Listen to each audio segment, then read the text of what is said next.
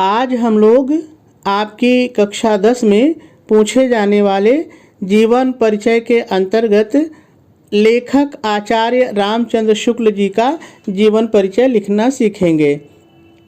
देखिए, परीक्षा की दृष्टि से आचार्य रामचंद्र शुक्ल जी बहुत ही महत्वपूर्ण हैं। अक्सर इनको पूछ लिया जाता है। वैसे तो आपके पेपर में 3 लेखकों के नाम रहेंगे और उनमें से किसी एक का, जिसको सबसे अच्छी तरह से आपने तैयार किया हो, उसका जीवन परिचय 80 शब्दों में लिखना होता है। लेकिन वास्तव में जब आप किसी का जीवन परिचय लिखते हैं तो वो कम से कम 100 शब्द या इसके ऊपर हो जाता है, और मेरे हिसाब से कम 100 शब्द तो होना ही चाहिए। इसके नीचे तो मत ही लिखिएगा, क्योंकि देखिए 80 शब्द में लिखना तो होता है और आपका उत्तर भी पूरा होता है, लेकिन वो देखने में बहुत थोड़ा लगता है, बहुत कम लगता है। तो एक मनोवैज्ञानिक प्रभाव पड़ता है कापी जांचने वाले के ऊपर कि अरे इसने तो बहुत थोड़ा सा लिखा है। तो आप कम से कम 100 शब्दों तक ले जाइए। और जानते हैं 80 शब्दों में बहुत सी जरूरी सूचनाएं छूट भी जाती हैं, तो आप थोड़ा सा बढ़ा के लिखिए, ठीक है, ज़्यादा अच्छा रहेगा।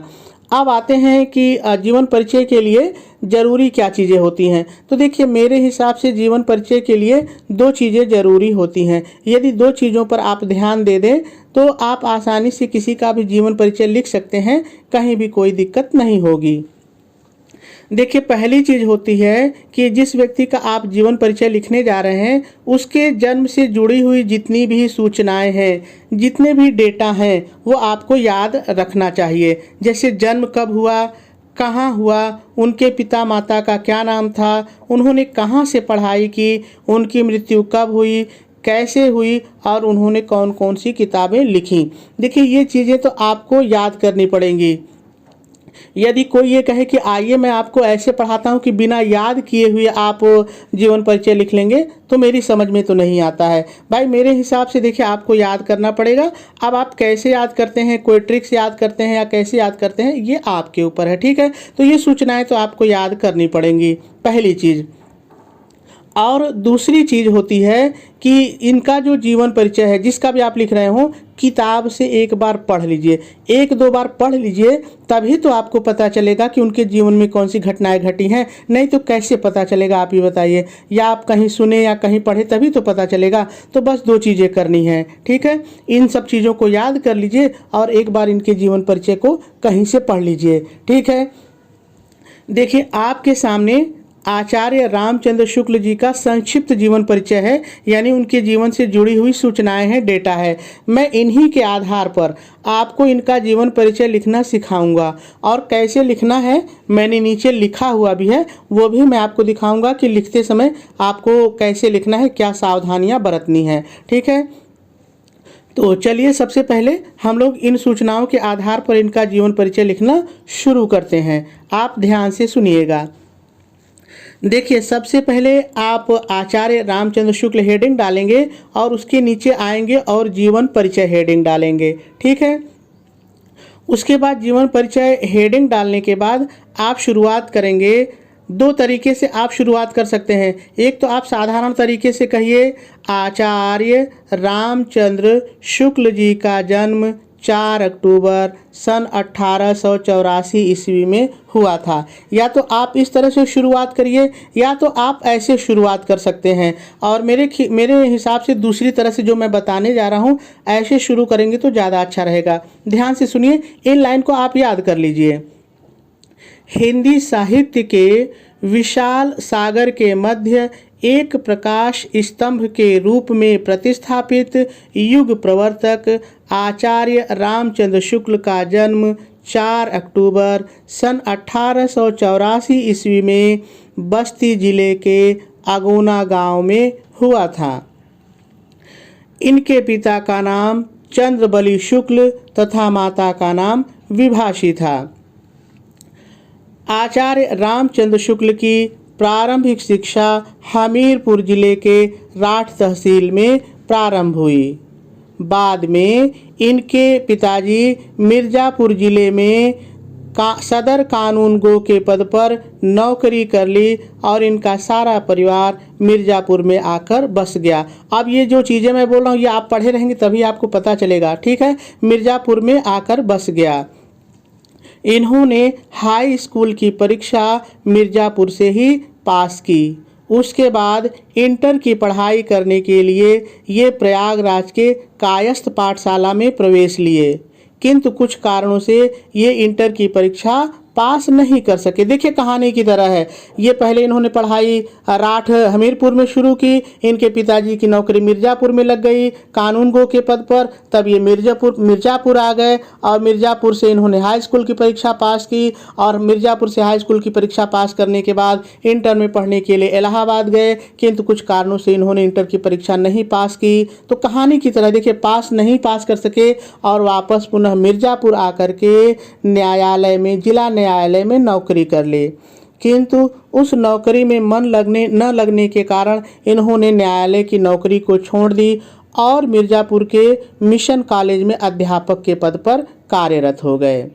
अध्यापक के पद पर कार्य करते हुए इन्होंने निबंध, कहानी जैसे साहित्यों की रचना की। इनकी प्रतिभा को देख करके, अब ये चीज़ पढ़े रहेंगे तभी आएगा, इनकी प्रतिभा को देख करके डॉक्टर श्याम सुंदर दास ने इन्हें शब्द सागर में काम करने के लिए बुलाया। इन्होंने 19 वर्ष तक काशी नागरी प्रसारणी पत्रिका का संपादन कार्य किया। ठीक है, आगे लिखेंगे। इनकी मृत्यु 2 फरवरी 1941 ईस्वी में हृदय गति रुकने के कारण हो गई। इनकी प्रमुख रचनाएं, देखिए आपको एक रचना लिखना होता है तो आप कोई भी एक रचना लिख सकते हैं, लेकिन यहाँ पर भी मैं आपको सलाह दूंगा कि आप रचनाएं हेडिंग डालने के बाद उनकी 2-3 रचनाएं जरूर लिखिए। 2-3 रचनाएं लिखिए, चाहे आप अलग अलग आलोचना निबंध को अलग अलग लिखिए और चाहे आप केवल रचनाएं डाल करके 2-3 नाम भी लिख सकते हैं। तो इनकी प्रमुख रचनाओं में अगर आलोचना की बात करें तो रसमीमांसा, त्रिवेणी और सूरदास है। इनके निबंध की बात की जाए तो चिंतामणि और विचार वीथी है। ठीक है, इनकी जो एकमात्र कहानी है वो है 11 वर्ष का समय। ठीक है, तो इस तरह से ये इनका जीवन परिचय है। अब इसी को आपको लिखना है, कैसे लिखना है चलिए देखते हैं। आप, मैंने कहा कि पहले हेडिंग डालेंगे आचार्य रामचंद्र शुक्ल। ठीक है, उसके बाद फिर 2 से 3 लाइन छोड़ेंगे और नीचे आके हेडिंग डालेंगे जीवन परिचय। ठीक है, जीवन परिचय हेडिंग डालने के बाद आप लिखेंगे हिंदी साहित्य के, जैसे मैंने कहा था आप ऐसे शुरू करेंगे तो ज़्यादा अच्छा रहेगा, वैसे आप साधारण तरीके से भी शुरू कर सकते हैं। तो हिंदी साहित्य के विशाल सागर के मध्य एक सुंदर प्रकाश स्तंभ के रूप में स्थापित युग प्रवर्तक आचार्य रामचंद्र शुक्ल। देखिए अब यहाँ पर जो भी चीज़ें, ध्यान दीजिएगा, यहाँ पर जितनी भी चीज़ें आपने लिखी हैं इन सभी चीज़ों को आप हाईलाइट करके लिखेंगे, यानी काले रंग की पेन से लिखेंगे। जितनी भी सूचनाएं हैं इसको आप हाईलाइट कर देंगे तो आपका जीवन परिचय बहुत अच्छा दिखेगा। मैंने वही किया है, देखिए यहाँ पर जितनी भी सूचनाएं थी सबको मैंने हाईलाइट कर दिया है ना, तो आप भी ऐसा कर लीजिएगा। फिर से पढ़ते हैं। हिंदी साहित्य के विशाल सागर के मध्य एक सुंदर प्रकाश स्तंभ के रूप में स्थापित युग प्रवर्तक आचार्य रामचंद्र शुक्ल का जन्म 4 अक्टूबर सन 1884 ईस्वी में बस्ती जिले के अगोना गांव में हुआ था। इनके पिता का नाम चंद्रबली शुक्ल तथा माता का नाम विभाषी था। देखिए जैसे जैसे मैंने बोला था वही मैंने लिखा है। आचार्य रामचंद्र शुक्ल की प्रारंभिक शिक्षा हमीरपुर जिले की राठ तहसील में हुई। सन 1892 ईस्वी में, देखिए जन्म और मृत्यु के अलावा जो भी डेट है, अगर एक बार यदि आप भूल जाते हैं तो कोई दिक्कत नहीं है, उस डेट को लिखे बिना उसकी घटना को लिख सकते हैं। ठीक है, और डेट याद है तो बहुत अच्छी बात है। तो आप लिखेंगे 1892 ईस्वी में इनके पिता की नियुक्ति मिर्ज़ापुर जिले में सदर कानूनगो, देखिए कानूनगो एक पद होता है और जिनकी नौकरी जिले के अंदर मुख्यालय के पास ही रहती है ना, तो सदर कहते हैं। तो सदर कानूनगो के पद पर हुई। तब इनका पूरा परिवार मिर्ज़ापुर में आकर बस गया। सन 1901 ईस्वी में मिर्ज़ापुर के मिशन स्कूल से हाई स्कूल की परीक्षा उत्तीर्ण करने के बाद इन्होंने प्रयागराज के कायस्थ, तो देखिए कुछ नहीं है, कहानी है, कायस्थ पाठशाला इंटर कॉलेज में प्रवेश लिया, किंतु कुछ कारणों से ये इंटर की परीक्षा उत्तीर्ण नहीं कर सके और वापस आकर मिर्ज़ापुर जिला न्यायालय में नौकरी कर ली। कितना सरल है, देखिए, नौकरी कर ली। नौकरी में मन न लगने के कारण इन्होंने न्यायालय की नौकरी भी छोड़ दी और मिर्ज़ापुर के मिशन स्कूल में अध्यापक के पद पर नियुक्त हो गए। अध्यापन का कार्य करते हुए, यानी बच्चों को पढ़ाते हुए, अध्यापन का कार्य करते हुए इन्होंने कविता, कहानी, निबंध आदि जैसे साहित्यों की रचना की। इनकी प्रतिभा से प्रभावित होकर इन्हें हिंदी शब्द सागर के संपादन कार्य में सहयोग करने के लिए श्याम सुंदर दास जी ने बुलाया। शुक्ल जी ने 19 वर्षों तक नागरी प्रचारणी पत्रिका का संपादन किया। ठीक है। 2 फरवरी 1941 ईस्वी में हृदय गति रुक जाने, यानी हृदय गति रुक जाने